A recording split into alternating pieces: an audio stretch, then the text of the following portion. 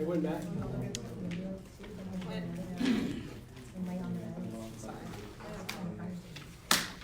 Good evening, everyone. Good evening. Welcome to the February roundtable.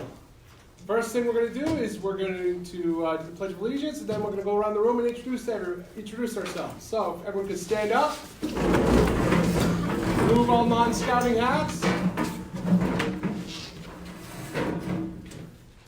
I pledge allegiance to the flag of the United States of America and to the republic for which it stands, one nation, under God, indivisible, with liberty and justice for all.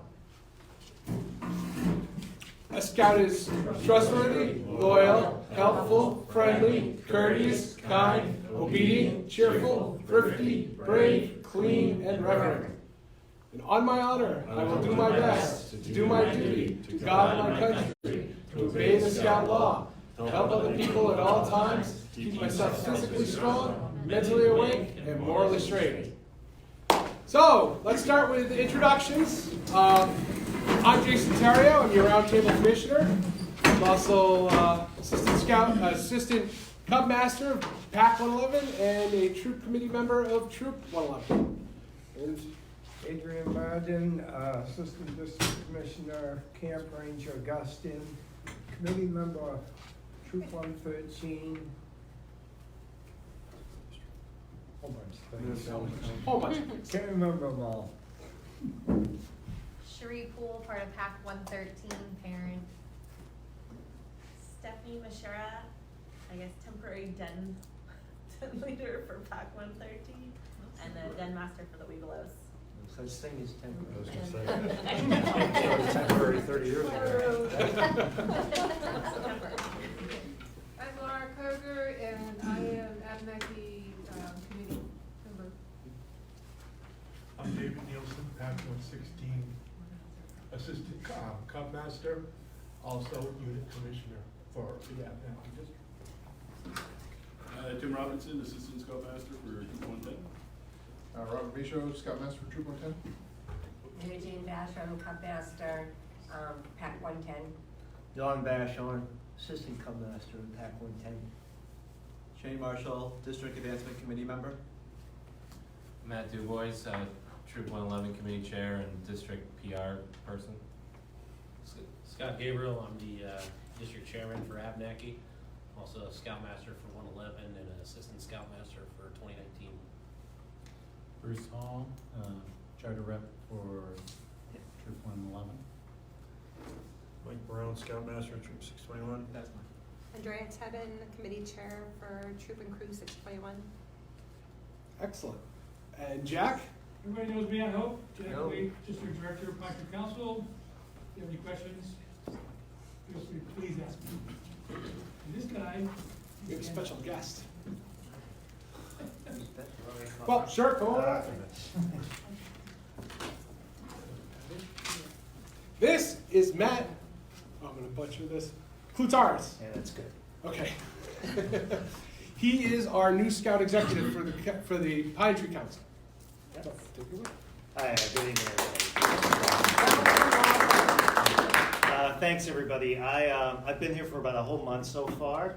I've worked for the Boy Scouts for about 22 years. I started my career in Allentown, Pennsylvania, and spent a lot of time there, working my way up to be an Assistant Scout Executive. And then when the time came, I took a promotion to Dubuque, Iowa. If anybody knows where Dubuque, Iowa, it's on the Mississippi River, right at the border. It's in Iowa, but it's right across the river from Illinois and Wisconsin. There are two bridges in town to do different states.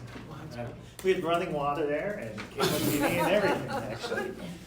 We're in Maine. We don't make jokes about running water.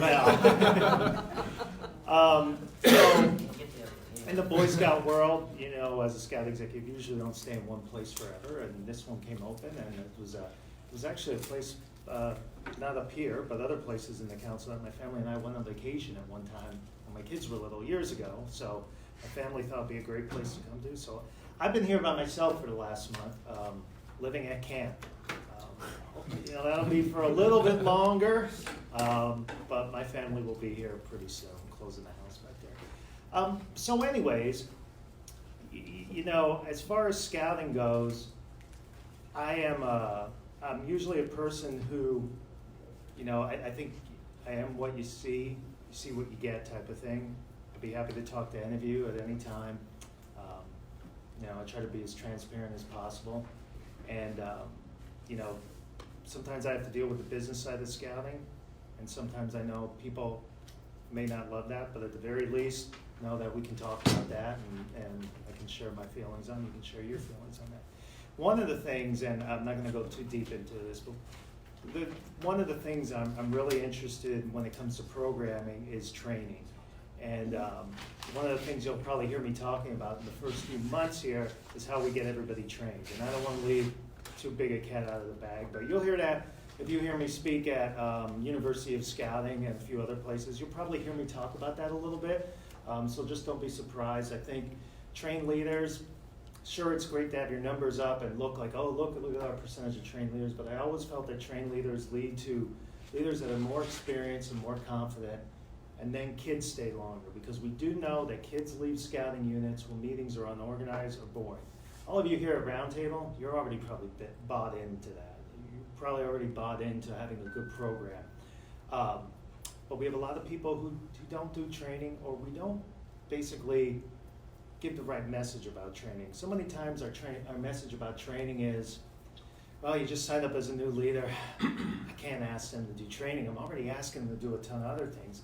We need to change the message and make it, you're a new leader, but don't worry. We're gonna get you trained so you're confident in your job. So that's one of the things you're gonna hear me talk more about. However, while I've only been here a month, I'd be happy to answer any questions or talk about anything you want to talk about. Let's face it, if you watch the news at all, this is a bit of a hectic time, a volatile time in the world of the Boy Scouts of America. So I could talk a little bit about that. It's not pleasant, but I could. Is there anything anybody wanted to ask or talk about? Where do we stand financially right now? The council or nationally?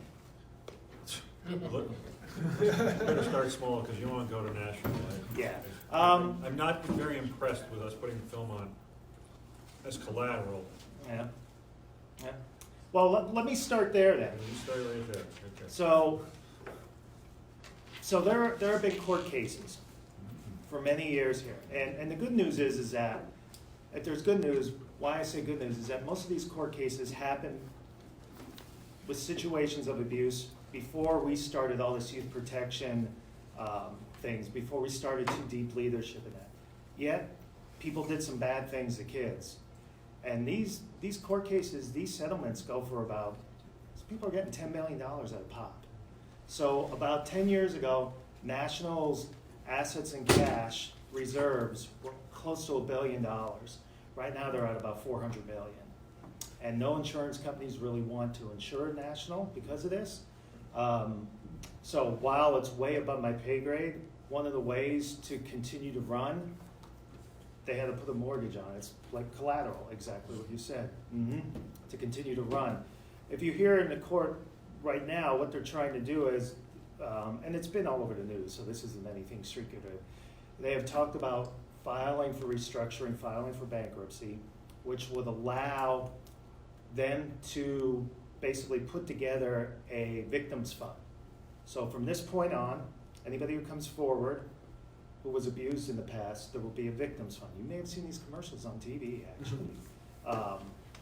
They're on TV, they say, have you been abused or whatever. So that's what they're looking to do. That's the national part of it. Locally here, I came from a council with no debt. Gold JTE every year, and we got debt here, and we got to figure out how to fix that. I'm not going to fix it in 1 month, but it's probably the most important thing we need to do. We need to get stable. We need to, and then once we get stable, we need to make sure we're spending responsibly, I would say. I mean, that's what I see in 1 whole month I'm here. But yeah, we get debt. Well, I know we have that. Yeah. And I don't know if you know historically how Pine Tree Council's run. Some of us been in the room for a long time, right? And it's keeps running and like a real nice sine wave. Yeah. Right. I was told not a few years ago, but probably less than 10 years ago, we were debt-free. Absolutely. Yeah, yeah, so it's a challenge. You know, other than saying it's a challenge, it's really, that's what it is, can't sugarcoat it. And Matt, I understand you've been here a month. Pine Tree Council by far has some of the absolutely best leaders that I've ever been with in any organization. I've worked for some major corporations.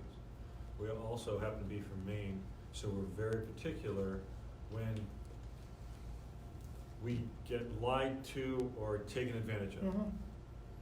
And I'm not saying that because of any ill will feelings. You have a challenge, but you also have a great team of people.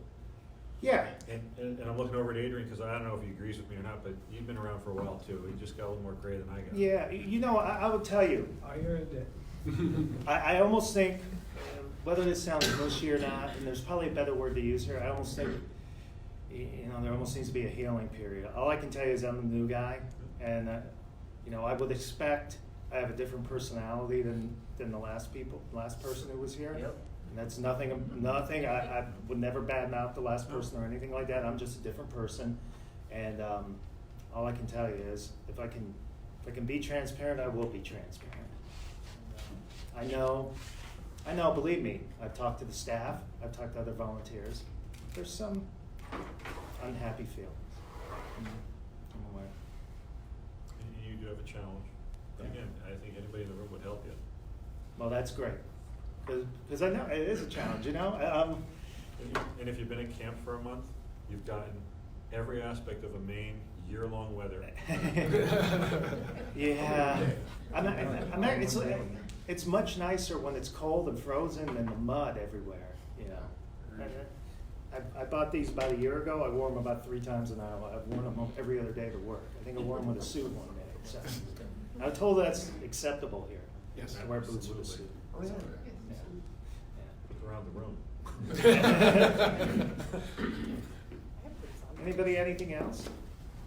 Why don't they go after the people that did it instead of Scouts as an organization? Are the judges trying to bankrupt Scouting? No, you know what, and again, this isn't, I don't know for sure. I believe in those cases, you know, those victims, if they know who the people are, I would assume they are letting it know. In many cases, they're dead.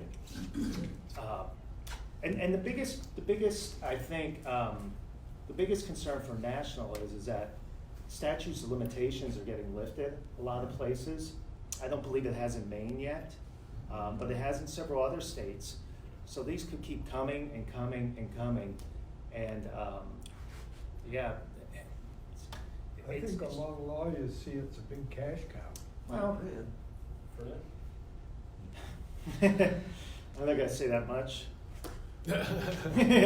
but no, I mean, obviously there are law groups. There are law groups right now that have TV commercials, and there are some law firms who will say, "Have you been abused in Scouting?" And there are some groups who are gathering clients. Yeah, and that's just public knowledge. You can go to websites. You can search abuse in Scouting, and there are websites of law groups that you can look up cases and reports. It just says people did bad stuff to our kids, and you know it's horrible. And we have to be sorry about that as the BSA. But I would say this, and all of you have taken youth protection. I think now we are probably one of the leaders in the country on keeping kids safe. Bad people don't come around us that much anymore because they know we're looking out for them, and that's. You know, it's great everybody takes youth protection to protect our kids. It's also great for you that you never get in a situation like that you're with a kid one-on-one, and you would hope this would never happen, but you'd be accused of something. That shouldn't happen anymore. And truly, the amount of cases that have come since Too Deep Leadership are, I don't think this stat is totally accurate. I was just told this passing in a meeting. But 90-some% of the cases National is dealing with is before 1988. So everybody's doing a good job. It's just unfortunate stuff that happened. Man, my only comment to you is that, I don't know about anybody else, but I get people question me at work all the time about it. Absolutely all the time. Yeah. And I know for a fact that we're not supposed to her own opinion, or refer them to council, but at some point, I won't lie that I get a little peeved and I'm like, guys, this is what we do for training, this is the way we run it. Yeah. And that's how it goes. Yeah, I truly, and obviously I've been working for the Scouts for 22 years, but I truly believe that, this isn't me standing up here being a cheerleader, I truly believe the program we have to keep youth protected, I want to say it's the best in the country, but I don't know all of them. Because I think you'll see after time goes by, I think it was a year ago, it was in the paper about the Boys and Girls Club. Now they're uncovering a whole bunch of abuse things. There's been stuff with Big Brothers and Big Sisters since. While we are being ones who targeted here along with the clergy, you'll probably see more as time goes by from other places. And you know, all I would say is just keep vigilant in this thing. And I think that's fine. You know, you put it up against anybody and tell people all we do to keep our leaders trained. Everybody has to do this. Everybody does background checks. Background checks don't necessarily tell you what somebody's going to do in the future, obviously, but it keeps those people away in the first place. And then this training, if somebody bad tries to get into our program with this training, there's a good guy watching, so nothing happens. So, anything else?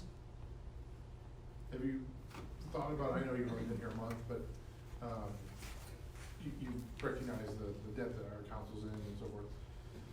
Do you have an idea in your head of how you're gonna attack it? Obviously, there's a revenue side, there's an expense side. Yeah, so I think the first thing is, and when I got hired, one of the things they asked me is, what should we look like?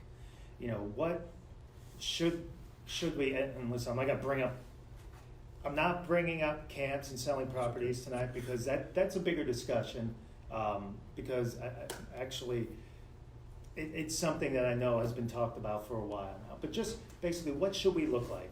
How many properties should we have?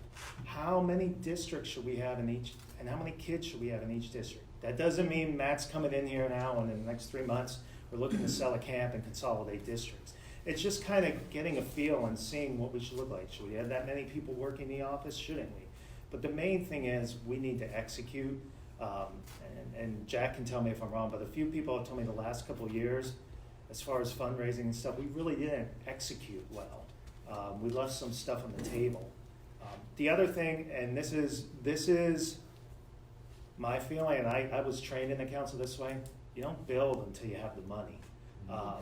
And that is, For the government, do you? I am not a fan of building something and saying, well, we'll get the money somehow. No. That doesn't mean if your best building at camp springs a leak, your basement floods, and you need to do something like that. To me, that's a different story. But I'm talking about, oh, we need a new blah, blah, blah center to do some kind of training. Well, let's raise money if we need it. But I will tell you, you know, when I was hired here, one of the messages to me was that people aren't looking to me to build a building. People are looking for me over the next few years to turn it around and go from red to black. You know? But I think that's one of the things we have to look at. Is our model right for us right now? And that's one of the things we're actually looking at already. It'll take a little time, but yeah. I don't know if I answered that totally, but that is really. I didn't expect a 14-point plan. Yeah, sure. But just kind of getting reading your temperature, so to speak, on how you. Yeah. And don't get me wrong. I mean, new buildings and new places for our core programming. I mean, kids love that stuff, and adults love it too. And you want to. I think you can do little stuff with your camps every year to make minor improvements to give a new highlight every year. But those things don't cost $50,000, $100,000. They might cost a couple grand, but if people can see that and you're putting some money back into it, usually it keeps people coming back. I know there's been, so for the troop leaders here, do most of you go to Heinz or Bombazine if you stay in council? Heinz. Okay, all right. Yeah. So, for me, and again, this is the brand new scout executive, and you probably won't see anything major this year because I just got here, but to me, first of all, I can't believe they call it a pond because it's bigger than the lakes in Iowa.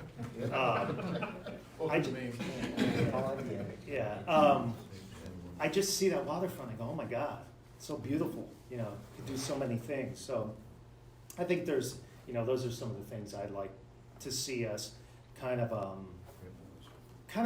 so all of you are from Maine, so you know how beautiful it can look around here. But I know there's people from where I used to live in Pennsylvania who come to summer camp in Maine if they just knew a little bit more out of it. And I think we're behind the 8 ball already this year, so I don't think we're going to see much growth this year. But I'd really like to see that. Pines used to get a troop either from Connecticut or Pennsylvania that would come up every year. Yeah. And they would do an improvement project usually of a couple $1,000s every year. I was still sitting on the camping committee when that happened, so it's probably been 10 or 15 years. And I don't know what we did to upset them, or if they just got sick and tired of it, or just decided to do something new. But there used to be a group that came from out of state and did those It projects. was Connecticut. It was Connecticut, right? Yeah, I mean, people will drive, it's a whole week. So it isn't like you're driving 5 hours for an overnighter. You know, you're going for a whole week. So again, I could be wrong about that, but that's what I see as an outsider. I said, it's beautiful. I interviewed up here in October when all the leaves were changing. It was like, it's great. You know, my wife drove around the car with me and said, you better get this job. And so it's beautiful here. So I think we do need to. It's supposed to be 2 below on Saturday. I bet you your wife wouldn't enjoy it as much. Well, in Iowa last year, there were some days where, no kidding, not wind chill, -30. And I had to get on the plane and the jet thing froze, couldn't move it to the plane back and forth. So the cold is similar. You get more snow here though. Yeah. Yeah, definitely more moisture. Snow, rain, ice, all the same day. I think the negative publicity has affected fundraising somewhat. Sale of tests, people don't wanna buy popcorn like they used to, and that's a big moneymaker for companies. Yeah, I would say, you know, there's some to that. Just popcorn real quick, let's face it, everybody. A lot of people buy popcorn not because they love popcorn, they're buying it from a kid. So, but you're right, and there's, you know, it comes to membership too. So think about membership. So you're a new mother, a new Cub Scout mother, I should say. You have a kid in first grade kindergarten. They bring home a flyer from school, or they learn about Cub Scouts somehow. And you get a baseball flyer, you get a Cub Scout flyer, you get karate. And even if you don't watch one of the news networks every day, you know what baseball is, and you look at the Scout one and go, yeah, I heard something about them. Aren't they the ones, isn't something going on with them where something happened to kids? And even if you didn't do a lot of research, you're gonna go, baseball, boom. You know, I do believe it hurts us, yeah. And I don't, hopefully I'm not too naive, I don't think it's hurting us massively, but it's hurting us. Yeah, I agree. It is, all this stuff is hurting us. You know, we just need to get to a place as an organization where we're kind of stable, and we just keep getting hit and hit and hit. Let's face it, we have a traditional organization, and sometimes when you make changes, people who love that traditional organization aren't happy. There could be some of you in this room like that. But we also gotta stay relevant too. Whether you agree with it or not, if we don't change with the world, we're really going away. So I think that there's a fine line there. I know some people weren't happy about some of the changes we made with sexual orientation and that type of thing, but it's the world, you know? Everybody else is changing, and I don't expect all of you to say, yeah, I agree with it or I disagree with it. Obviously, that's your own opinion, but it's just, we have to get to that point where those things aren't barriers anymore. They're obstacles to us for everything. I know some of you are just Cub Scout leaders who maybe don't even come to this regularly, and I'm kind of laying some heavy stuff on you, and if I'm wrong, please. But it just kind of is the way it is. I think one of the things, kind of piggybacking on what you were saying, is not so much it's a challenge dealing with all the different draws on kids' attention these days. Yep. And we've been dealing with that for as long as I've been involved with scouting, and I try not to.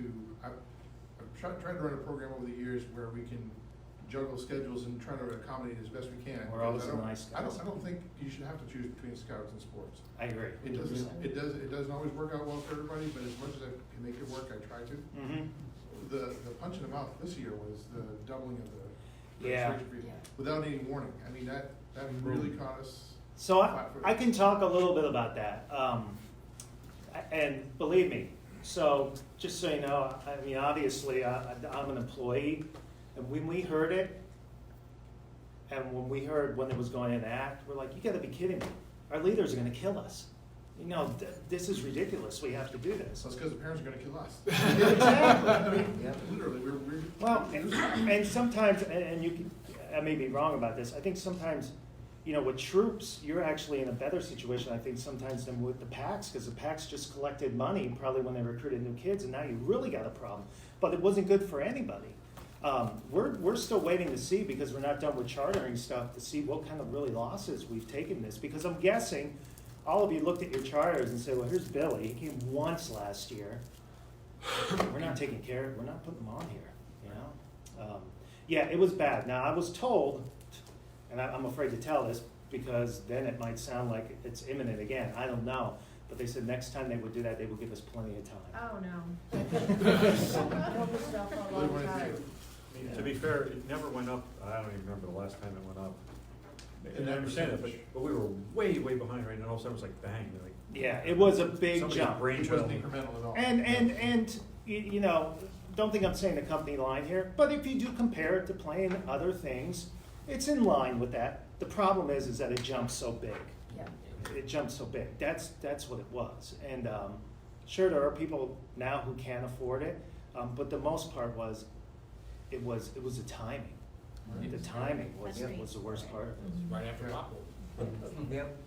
I think fundraising to help like those families and those supported, I have three kids in Scouts and they were all covered, and we have 3 other kids, so there's plenty of more Scouts to come, but the biggest thing is, like, my husband and I have chosen to cover the kids who couldn't the last couple of years, and because even the $34 was a lot for them, and we want them to have, you know, those things because it's important, but to do it like that and to not give anyone time, there was no fundraising available, and for small packs like ours, like we I know for a fact we lost our kids because of that. Yep. And I wasn't a fan either. Now, I will tell you this, with all this lawsuit stuff and that, I spoke to somebody who's a Scout executive in a bigger council, and I just said to him in passing, I said, can't you guys up there higher, can't you at least have them put this on hold a little bit and give us more time? And he just said, can't. Got to do it to keep business running. So I don't know what that means. We got a double hit in Green, Leeds, and Turner. The superintendent has charged all the Scouts a very large fee to be in the building, yet they haven't charged any other group, any sporting group that's also non-affiliated, a nonprofit, a fee to be there. So we lost our place. Charging a fee? $10 a meeting. $10 a meeting to meet at Green Central or Leeds or any of the Turner school systems. So can or they really Levitt. do that? This is my question, and so this is one of the big reasons I'm here. We lost kids because of that reason too, and everyone's had to go scraping by and trying to find new places to meet. But I did leave a message with the superintendent telling her I'm with Girl Scouts as well, and my son is with Cub Scouts. But we feel like this is discrimination, pushing the Scouts out of the buildings, and this has also hurt our recruiting, because we've used to do heavy recruiting in the schools, and I know Adrian's been blocked from the The schools. principal won't even talk to me. Well, so schools can do that. Yeah. During a school day, they can do it. Sure, we'll take what we can get. We'll talk to kids at recess if we can, but they can do that. I've been there. But as far as using the building, Jack and I, we'll do some research, and I'll have Jack get in touch with you to see. I talked to Jack about it. But Yeah, well, I can call somebody at National and just see, because I always thought, is it a public school? It's a public school. I have 3 children in that school, so I pay taxes like Yeah. everybody else. Let me check. At one point, I understood it as we cannot be turned away to use that. We can be turned away during the school day. Well, we're Absolutely. not turned away. They just imposed a Charging heavy us. fee, But they're not charging which pushed out everybody else. naturally everyone out. My troop was the only one that stayed. Yeah, see, But we're also let me do a little don't research. have, we're rebelling When against did that paying start? it because the This sport, year. no Like, sports like when, program. like October. It started at the beginning of the year, we all have to put in the registration, Yeah. like all the schools, so you do that, and on the form, And I've done it the last 5 years, so I know exactly what the form looks like. And at the very bottom on the form, they said you will be charged a $10 fee. And then at the beginning of the school year, I think it was the first week in, maybe the first week in October, we had 3 meetings. And they called me and they were like, we just want to notify you that you are going to, I just wanted to make sure, and they made the secretary do this, who I'm very familiar with because I'm at school almost every day. Like, she had to come tell us that we just wanted to make sure that you saw the note at the bottom of your form, because in teeny tiny letters at the very bottom of the form, there's a disclosure that says you will be charged $10. Only Scouts. Only all. Well, that's- on the form, So- only Scouts? Only No, it doesn't Scouts. say only Scouts. Not on the form, but they We're the only did only it ones, to Scouts. we're the only ones who Girl have it on Scouts, our Boy contract. Scouts, Cub Yeah. The reason I'm asking the question is because I haven't seen it on the news. I would go so. I wrote to Sun Journal. Really? Yeah. I don't get Sun Journal, I'm talking like. You know, I do, and I'm upset about this because I really love scouting, Girl Scouts and Cub Scouts. And I feel like this is definitely, you know, they're trying to, I feel like, eliminate us from the district. So let me do. It's a great social media. Yes, Girl Scouts. It's all and scouting. Just in our- Scouts. In our region. Only Scouts. And so I did call a meeting with the superintendent because I would like for her to lay out the agreements for all of the other nonprofits so that we can see, because I feel like it's a case of discrimination. And I told Stephanie we should have a lawsuit and then pay for all the kids next year to be part of the Cub Scouts. Free scouting. And then we'll give the extra to council for that $50,000. Thank you. Yeah, don't forget, I've only been here a month, so I'm not ready to jump in a lawsuit. But, yeah, let me reach out to somebody at National. I would, you know, on your end, if you don't mind, just keep doing a little research and make sure everything is accurate. Like, these people really aren't paying for sure. So I You've called already Green done. Youth Athletics, the president. Yeah. And then when people are in the gyms using the gym, I'm just going up to the coaches, and so far I've gotten the same story that they are not charged, they weren't approached to be charged, they never have been charged. Okay. Let me reach out to some people and see what the laws are. History, like, we used to meet at our school, and if when we left, we didn't clean it up well enough, and they Sure. had to bring in somebody to clean it up, they said, well, We're we're gonna really start charging you The a fee janitors to exist. have someone clean up. Yeah, so the janitors aren't there during the time we always meet. We only pick times where the janitors are usually late because of the sports teams, not because of us. Right. And so we always pick a time that's accommodating. And on top of that, like, I joined the pack, I would say 5 or 6 years ago, I don't know, I can't remember. But when our youngest kid joined, I took a leadership role, and my husband and I are, like, we're the last ones to leave. We clean it up every time. And there was some drama a few years earlier with other people, but it's been 5 years of, we leave it cleaner than when we left it. Yeah. I was a Girl The Scout Girl for Scouts 14 too. years. We know exactly what the rules are. And Yeah. we teach that to our kids, and we make them clean up, and we literally organize all the baskets and tables. Maybe we don't put the chairs up, but we organize it, and there's never anything left on the floors. And so it's frustrating for our kids because this came up with like no warning. And usually when they have an issue, they would call. Say, hey, we noticed X, Y, Z. And she sent recruiting flyers out to be published in the school, she said 3 times this year, I never got one through any of the kids. So 350 flyers. they blocked the flyers from going out to children. Oh, and they can do that. Yeah. They can do that. But they approved it. That's Oh, really? the frustrating part. And Like, so- I went through the proper channels, 350 flyers It's on were the slide. so I graciously don't- donated Well, by my work. but, so, I mean, obviously, I mean, there's not steam coming out of your ears, but you're not happy about this. So, I think, but I do think, you know, we try to fix these things in a nice way, because we would like to be able to get our flyers to go out in school. So maybe that's something, see what you find out here, and then I'll talk to Jack a little bit more. Let me reach out to some people at National and just see. I think what they're gonna say is just a meeting that would say, well, listen, if you're not charging them, why are you charging us? Mhm. And hear what the reasoning is behind it,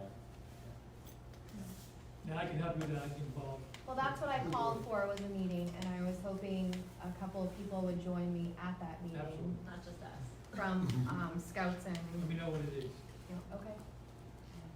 I think one thing that would help if you could do it, I realize you don't have a big advertising budget, but there's majority of people out there don't realize the advantages of scouting, what Making Eagle does for anybody. I mean, they have no clue that 3 branches of the military recognize it as like basic training once.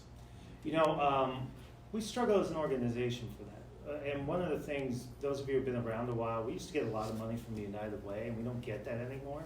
Yeah. And one of the biggest reasons why they changed their funding model, where they don't fund an organization anymore, they fund a specific program within that organization. And while it's not a negative for us, it's a great thing. All our outcomes take some time to get. We can say a kid who's been in our program for 5 years is more likely to do this, and this, and that, and they become a leader and all that stuff. And don't get me wrong, the organizations who are feeding homeless and Catholic charities and things like that, they're great organizations, but they can show almost immediate outcomes. We can't do that. And I think you're right. Marketing is very expensive, but I think we do need to. I'll tell you, a lot of times when I talk, I just talk about how we're building leaders. That's what we're doing. We're building kids to be leaders of our communities, or, you know, future business people. Hopefully they stay around. Can troops do grants for themselves through the United Way? I don't think so. You have to be a 501c3 to be able to do that. You have to be a nonprofit. Yeah. So that means you have to do your taxes and all that kind of stuff. It's So interesting, because the United Way that collected at Bath Ironworks used to tell them that you could pick to give your money to any organization you want. Any of their organizations. No, it was any organization, and never did the troop get money from that group. And I know specifically people at Bath Ironworks who slated that money to go to Troop 621 and or the Pine Tree Council and never saw it done. I actually dedicated mine one time, and they said they couldn't find Pine Tree Council. Really? So I put the address right in front of We it. It did- says, my donation better go there, or you'll never get. When I look at the budget from past years, it does look like we get a little bit, but it's like 1% of our entire budget. But yeah, you have to be a 501c3 nonprofit to get any of those funds. But right, I'm sure they're not advertising when they go to companies and say you can give it to the Boy Scouts. Yeah. We're not. We don't. And where I came from, I had a very good relationship with the United Way, but we're not, for lack of better terms, the sexy program. We're not. You know, they can showcase somebody doing meals to the homeless, someone taking in, and these are all great things, so don't get me wrong here, a battered women's shelter, and that they helped 5 women this month and got them a job and stuff. Those are all great. We can't show those immediate results.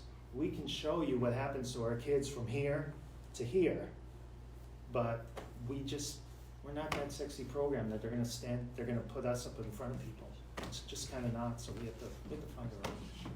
I think one thing we can do that doesn't cost is promote our events into media like the local Courier Gazette. Local newspapers and The stuff, sure. local newspapers, and if you can get them on TV, so much the Yeah, better. yeah.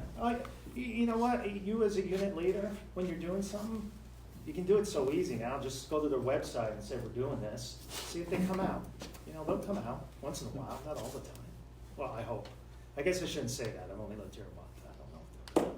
And you can publish all your own events too, just through the local paper. You can just go to event, submit a picture, write what you did, and they'll publish it a few days later. Sometimes if you have a really good Facebook page, the newspapers are looking at those Facebook pages and grabbing stuff off. They do that with Boy Scout councils all the time. Yeah. All right, I was going to talk for about 5 minutes. I think I was up here for a good half hour. It's all right. My voice is drying out. So does anybody have anything else? We're taking up your meeting here. Okay? All right, well, I plan on being around for a couple of years at least, hopefully more. So you know where to find me. So thank you, everybody. Thank you.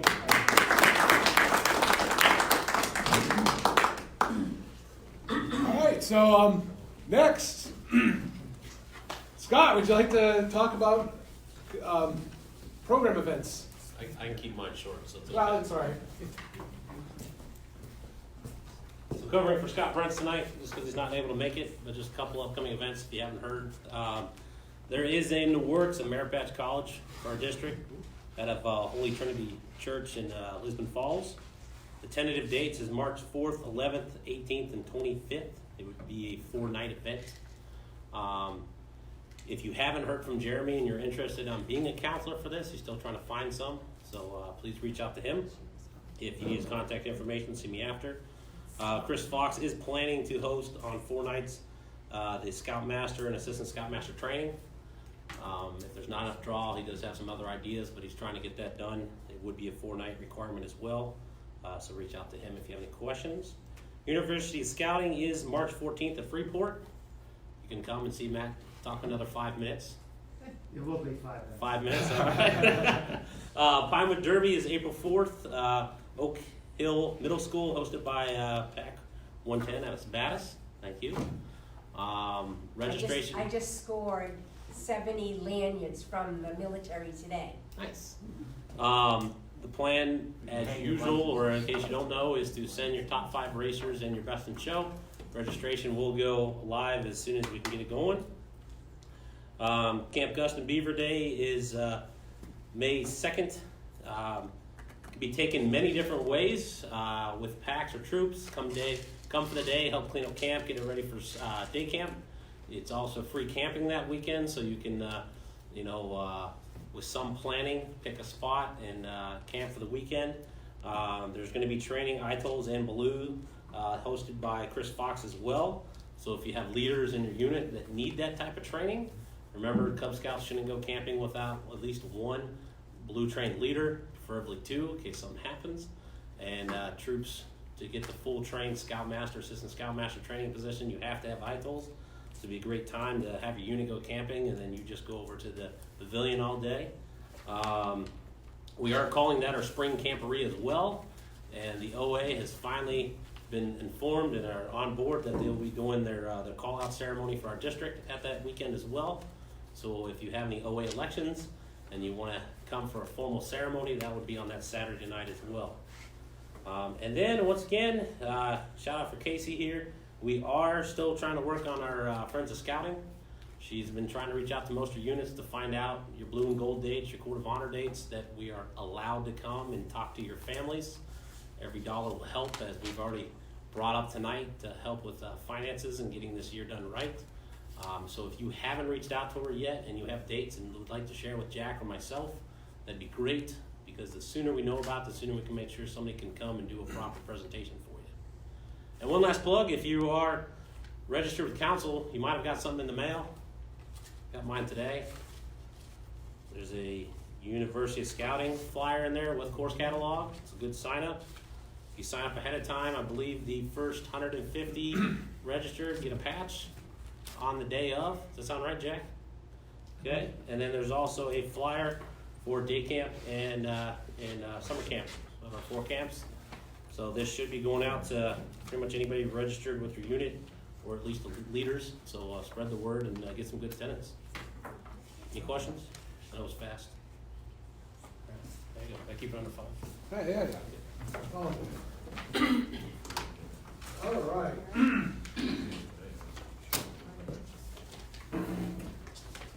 Well, I'm going to move pretty quickly through the presentation, so I don't keep you guys here till midnight. So the first thing I wanted to cover tonight was service in your unit, and the importance of service in what we deliver as a program. It's one of the reasons I've focused on, if you guys have noticed, I've done a lot of getting speakers in to talk about service and like the Red Cross and the Pink Feather Foundation. And the reason is because I look at this room and I see a lot of scouting experience, a lot of scouting knowledge.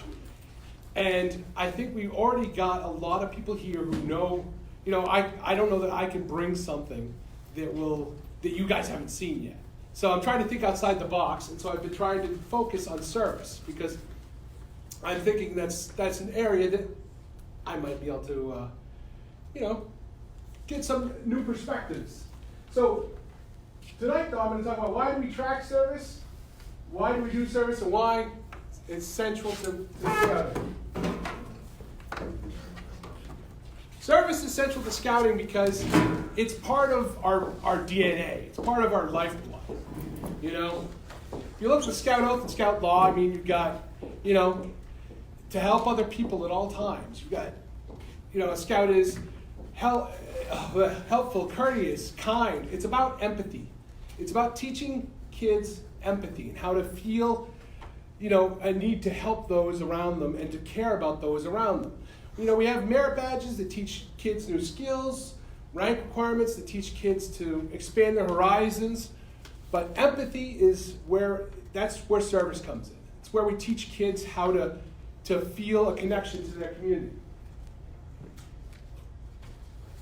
Bain and Paladin recognized that the most worthwhile thing to try to put happiness into the lives of others.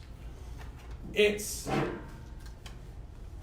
just makes better people. It teaches our kids to be better people. And they've done studies on this, including one from the University of Nevada, Reno, where they found that kids who did an hour or more of service a week were 50% less likely to abuse alcohol, were less likely to smoke, less likely to get pregnant, less likely to have bad outcomes all across the board. And that when they got older, they had a better work ethic. They generally just were better people. Now, part of me, I want to put a little caveat about this.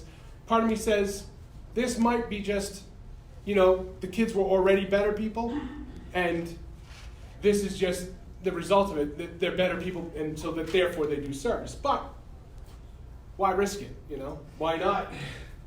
Why not try and, you know, and make sure that our kids are the best they can? So, why is tracking service important? And I know I'm cooking through this a little, but here's a little story about myself and why tracking is important. Because I've been wrapping my head around this. I had gastric bypass about a year ago. And one of the things my dietitian told me, one of the best tricks they told me to losing weight was a food diary. What you do is you have to track everything you eat. You put it all in either a website or just pad of paper or something where you track every calorie you eat. And the reason that's important is because we lie to ourselves. We take things, we say, oh, well, I had a cookie. That's not a big deal. All right, a glass of milk. Not a big deal. But those little calories build up and become big calories. Service is the same way. Because the little services that you might ignore can build up and be huge, huge, you know, like as an example, Matt and Scott, how often do we set up chairs after the meeting for like a bean supper? At least monthly. Yeah. At least monthly. And that takes about what, like 15 minutes?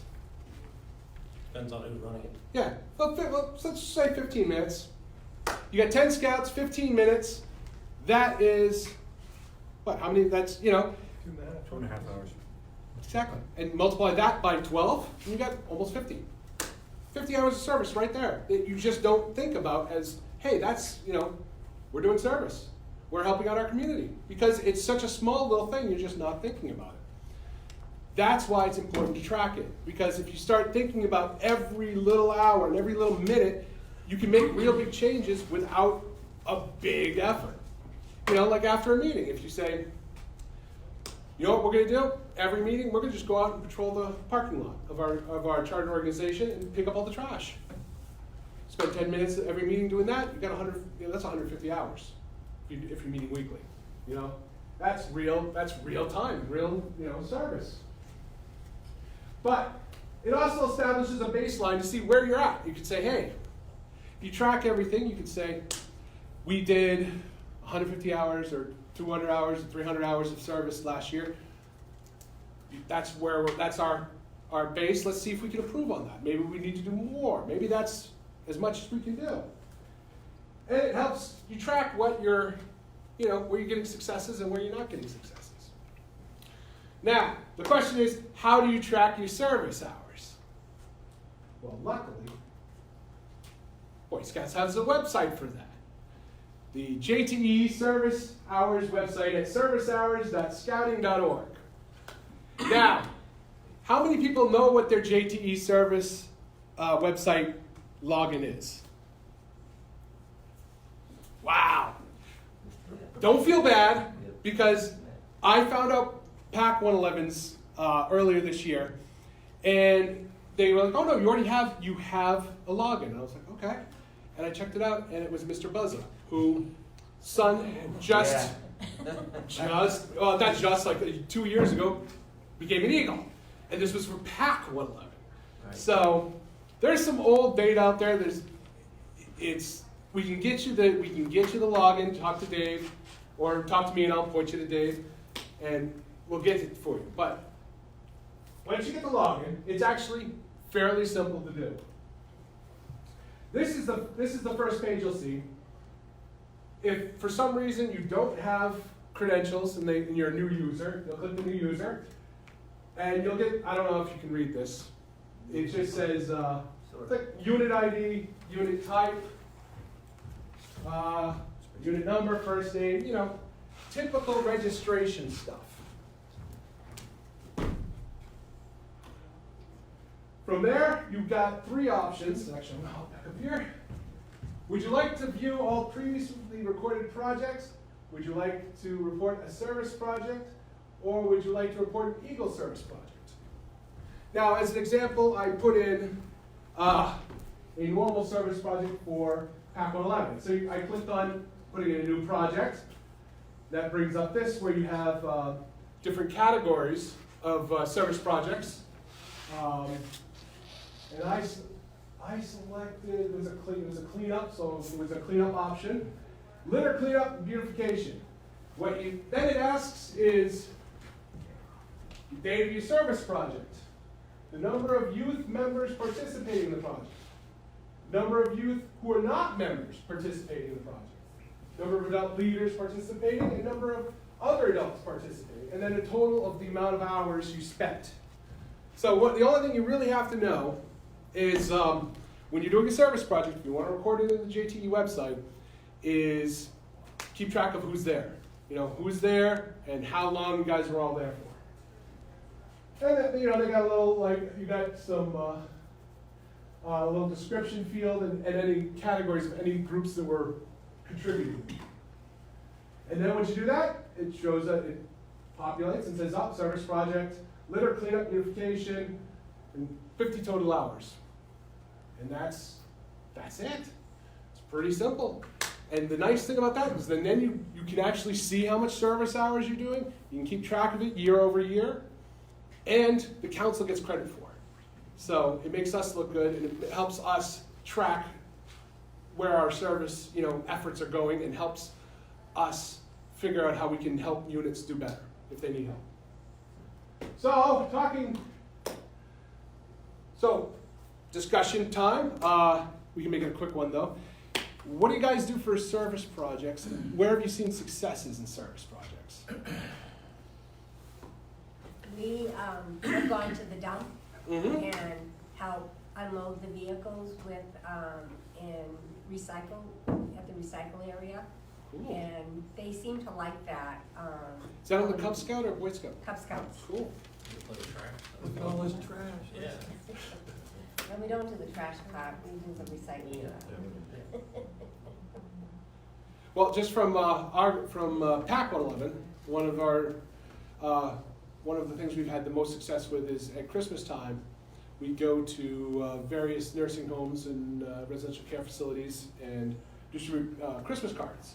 Last year we went, and they actually had everyone set up in a room so that we could sing Christmas carols to them and hand them cards, and it was fantastic. And the kids had a great time. But they got to help their community and have a great time, which is really the goal of all this. Anyone else have any? Yeah, sure. My son rang the bell for Goodwill, for Salvation Army this year. And we also do the nursing home where they go caroling. We handed out actual caroling books for all the people as well, so that they had it throughout the holidays. Oh, nice. So that was nice. Like Cub Scouts, they were so excited to get their packets. Every spring, the town of Wales calls us up and asks us to, actually I don't even have to call him, it was automatic. We clean up the cemetery, one of the town cemeteries that is closed, but the town doesn't maintain it, so springtime comes, we pick up all the, fallen branches and stuff, so they can mow on. And then being the grad night for our Knights of Columbus Council, I have a standing offer for any scout that wants service hours to come help with our monthly bean suppers. So, periodically we'll get some scouts come over and help, serve drinks or clean up or whatever. I have a question. I know, like, I haven't come to a lot of these because I have 6 kids and it's hard for me, and Tuesdays is really rough. But I got freedom tonight. For us, like, as a small pack, even the Boy Scouts, and talking for Adrian, we struggle because we have two, maybe 1 Boy Scout, not really sure. We have 7 Cub Scouts. We're a small pack. So these type of things are really hard for us because it's not easy to go, it's not easy with a smaller number of people, and so we're trying to link up with Turner. We're starting that relationship now, but for us as like the smaller town, until we can get more recruiting, you guys are obviously fully loaded when it comes, not everyone. We're a small pack, only 14 kids. Yeah, so I think, but maybe this is an opportunity. How do we all come together as, instead of doing like individual things, but how do we communicate so that we can all do this stuff as a team? Because 14 kids, that's good. What if, 5 can't come? Right. For me, I think we have 7. We might have like 6 now, but we have 7 kids. We have 7 kids. When 2 can't come, it's 5 kids, and there's usually the 2 wolves and the 2 wolves and the 3 lions, and that's not helpful for us. They won't even be allowed at our dump. So I think, and I don't know if we do this or we can communicate, or if it's an email chain amongst whoever's the event people. Like, how can we do something cross-functionally so that So interesting. we can work together? Same idea years ago, but, with an email chain now, or post it on like I don't even know if the district has a page, but if you email it, I know from my standpoint, because I don't have 6 kids, I have 4. That's enough. That's enough. You're still in the zone defense. Yeah. You're outnumbered. True, and we all job stuff. But if I see something go across my email, says have an active district, I open it, I look at it, and if need be, I try to go to actually a lot of things. I used to do more, but if I see that somebody's doing something, like Eagle Project or something, I'll drop in. And Shane can tell you years past, you're talking service work, but even when my Boy Scouts would tell me they had a baseball game or something, I'd stop by and just watch an inning. But just throw it out against the district chain of, hey, roundtable. Like that, because it goes across to everybody. And I think that would be a great idea. It's like, so we're gonna try and organize an ice fishing thing. We have a family that happens to live on water. So, and that's my thing, is I don't have a date yet, but I can email it to whoever, and then we can have more scouts, because I think that's the fun part of it, and that's the one thing Well, we to can provide. answer your that's actually question, cool. how do you organize it? You just did. Right. Yeah. Yeah, Do you, more often. well, And say, respond, and or if you're coming, bring this, bring that. Just throw the information out. And what you expect, or if you want us to RSVP.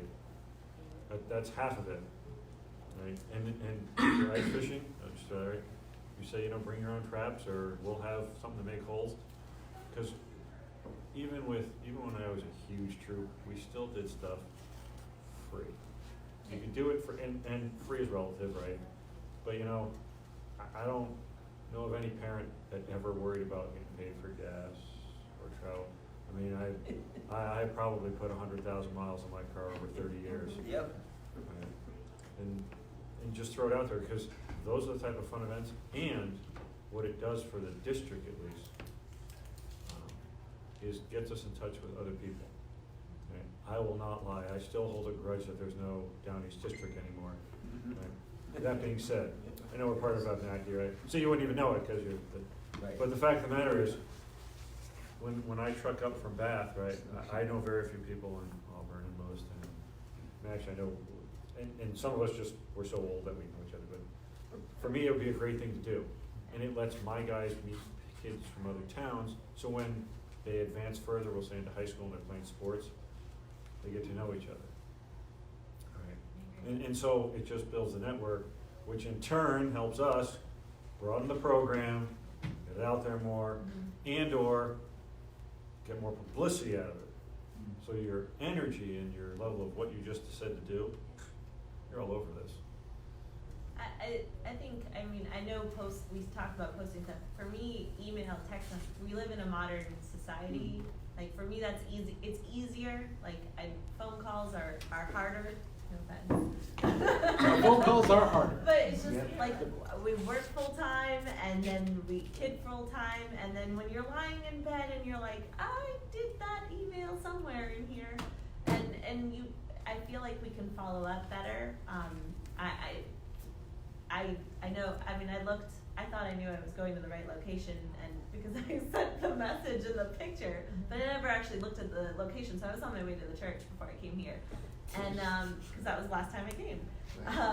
But those are I feel like if we at least start some chain or something like that, like, and it's more about the communication, even, or we can do like a WhatsApp, or there's lots of different tools that are out there.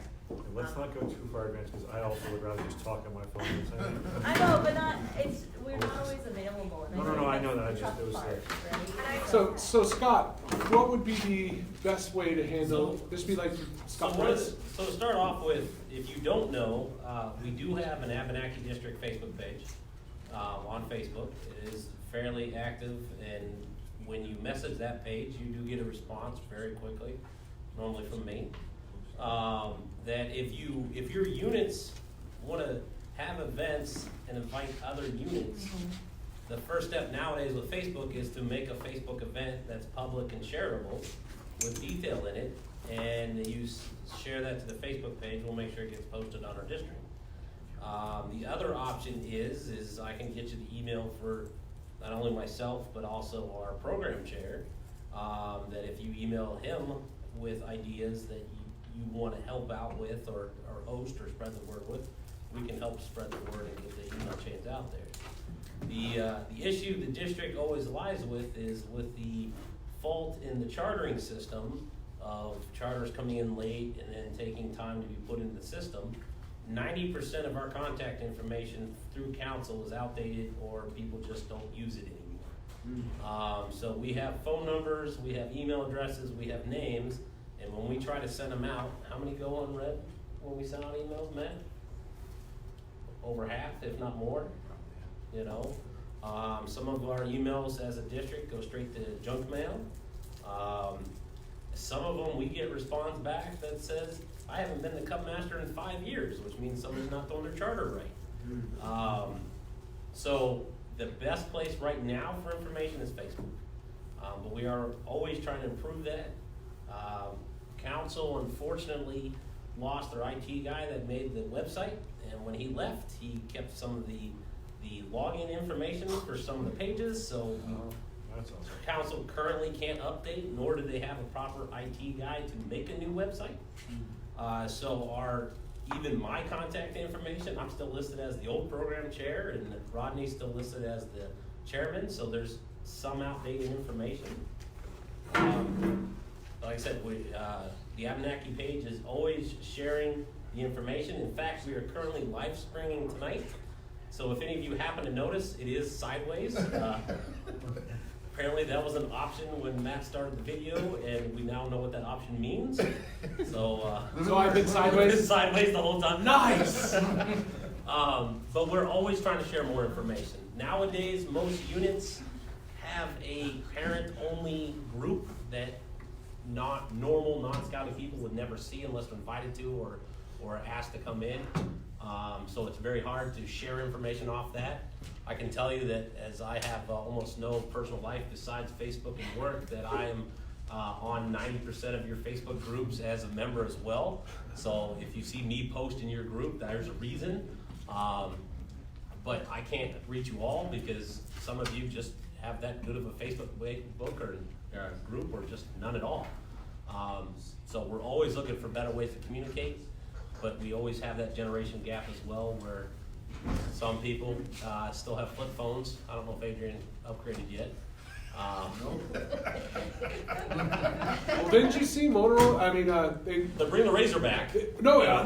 Samsung announced the new flip phone Yeah. just today. Yeah. I teach your little dog new tricks. Yeah. Yeah, so we still have that generation gap where when I was a scout, it was phone trees. Luckily, as an adult, I've never had to use a phone tree with any of my units, but I do have that one or two parents that I have to text message. Whenever I send out an email, I have to text message them because they don't get emails. But we're always trying to improve that. But definitely look out the Facebook page, and if you have any issues finding it on your mobile device, see me before you leave, and we can make sure we get you on that page. Excellent. And on that note, I think we're going to call it a night. Unless anyone has anything to add. Yes, Actually, if I could just, real Sure. quick, as you know, we hosted the Klondike last weekend, 110, and became aware afterwards, one troop spent the night Uh-oh. in that sub-zero. Oh, I don't know who would ever do something like that. So, we are now bestowing upon Troop 111 the Cold Camper Award.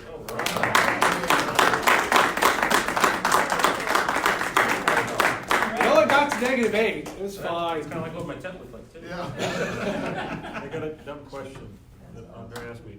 Scout book, Scout book.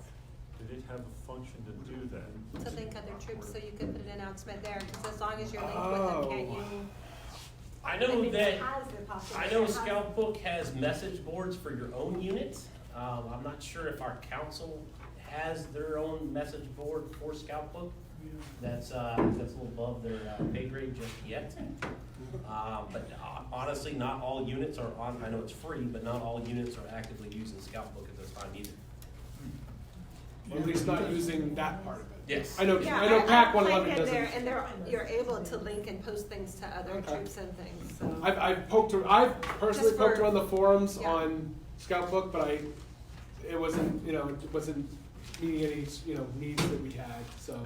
It's the same problem with a lot of organizations, and I face it with the Knights of Columbus as well, that you get a strata of ages of people and different preferences for communication. Some want a phone call, some want a text message, some want Facebook, some want email. Scoutbook does all that though. You can send an email out or. Will it call you? No, it doesn't call you, but it That's sends my the. point. We get some people, Yeah. Adrian. To be fair, if I get 20 text messages back and forth, I'm like, just pick up the phone. It's a phone, you can talk to me and be a little faster. I get it. I agree with that 100%. 20 minutes of texting is half a minute on the phone. See, I'm all about email, because, it's a text message that I can type on a keyboard. To be fair, voice to text is an amazing thing. Oh, yes. But, anyone else have any other questions? Well then, I will see you next time. Enjoy the rest of your night.